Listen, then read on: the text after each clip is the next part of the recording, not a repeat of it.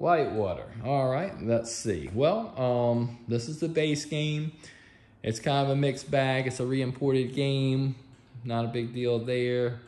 It's got some highlights and some lowlights. For the highlights, I would say it's got a nice topper, and that's important because you can't do anything with that. If you got a bad topper, then you got a bad topper. And if you got a good one, then you got a good one. There's really not much that can be done with it. It's just real fragile, and even just the act of cleaning them sometimes will degrade them in some way. So it's good to see this one's nice and flat for the most part, and the colors look good, and you know, it looks like a good solid topper. It does have some overspray on the white backing plate, but hopefully we can clean that off without too much issue. Now, for the low lights, I mean, the lower cabinet's nailed together, but that's not really a big deal to me. I was gonna replace the cabinet anyway. It does have some rust on the hinges, which is just not a big deal either, but an indicator that we'll probably find more rust or more corrosion inside the game. And we'll probably start taking it apart and see what we're working with. I'll give you a walk around real quick though. So here's the cabinet. It's nailed together on both sides.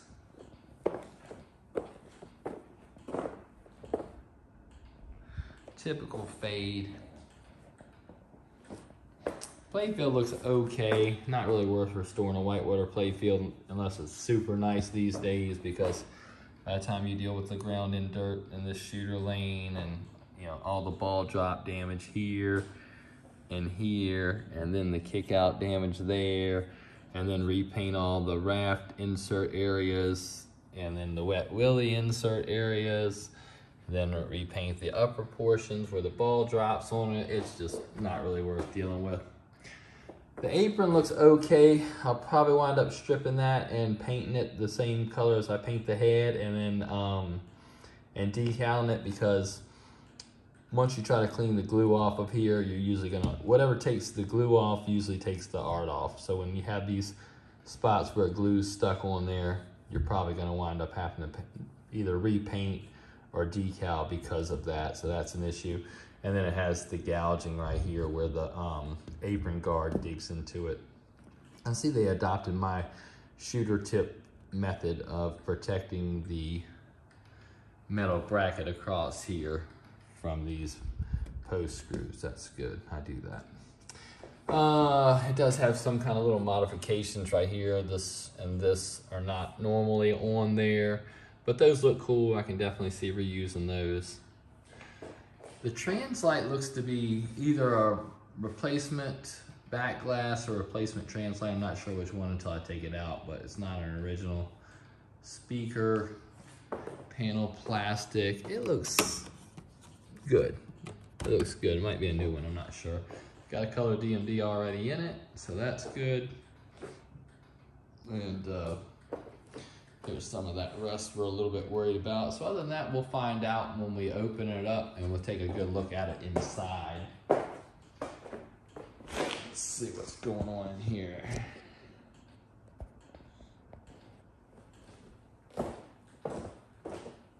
Got a rag in there for the lock.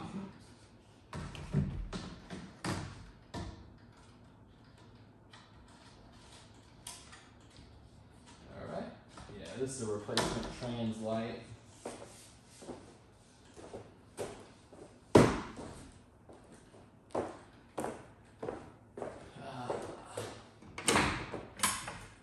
Lamp top panel looks good and solid, but probably needs to be refinished. Color DMD.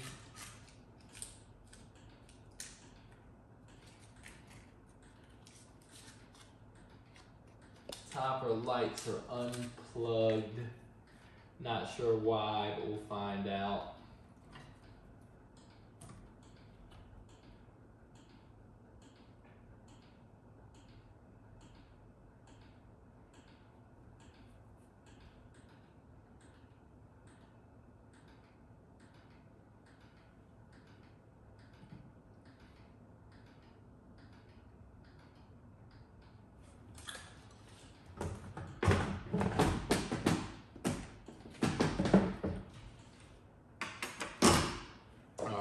let's see.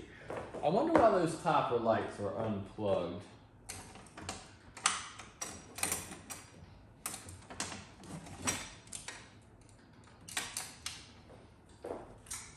Well, let's plug them in and find out.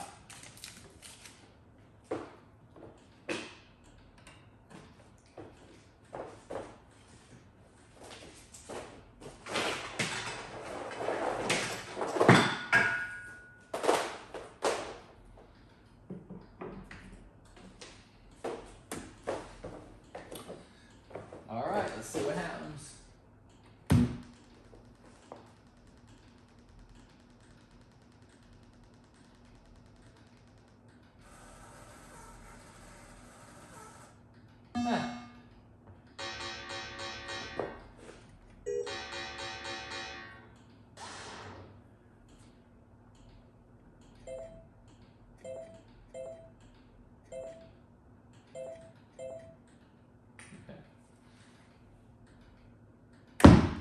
Well, you know, the topper lights seem to work, so I don't know why they're unplugged, but that didn't seem to be a big deal. A couple of errors, but nothing too concerning there. Let's take the glass off and see what's going on there.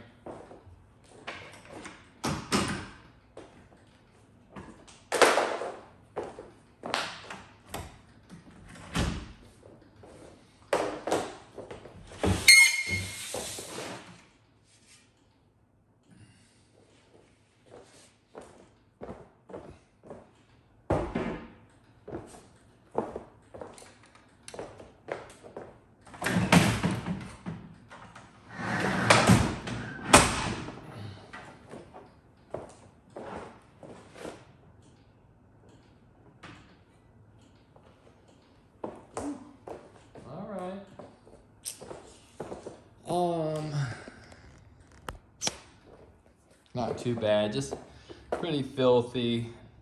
We're replacing this cabinet anyway, nailed together, so I don't see anything too bad, just dirty.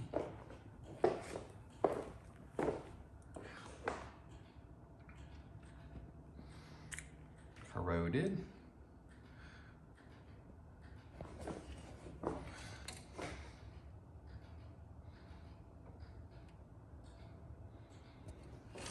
Corrosion's pretty heavy. This is where corrosion will really haunt you. You know, you can think about the big stuff, but it's the little stuff. When it's on all the brackets for the opto board or the looms, you know, that's where it really comes back to haunt you.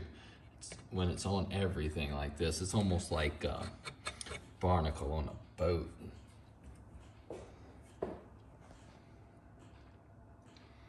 But yeah, I mean, this isn't terrible right here, and that's good, right? I don't want or need everything to be a train wreck. If that was the case, I'd never get anything done. If they all started out like that Indiana Jones, I would be out of business in about 2 jobs. That's how, just 2 of those and I'm done.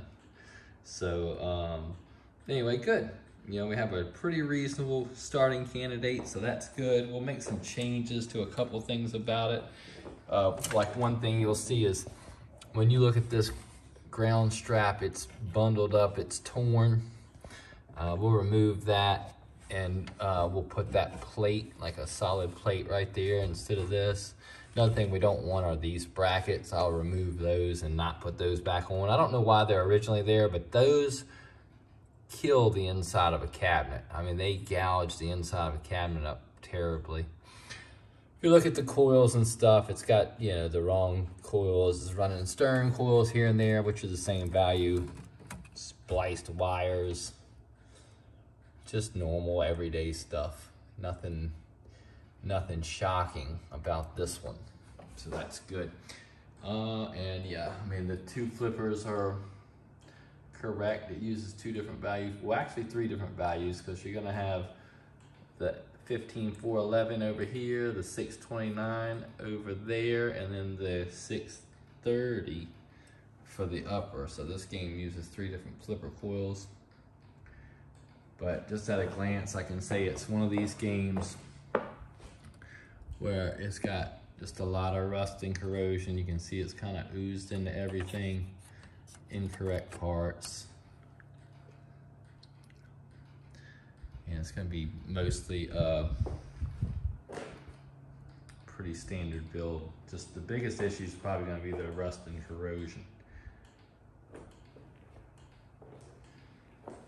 All right, well, we'll start tearing it apart. And we'll go from there.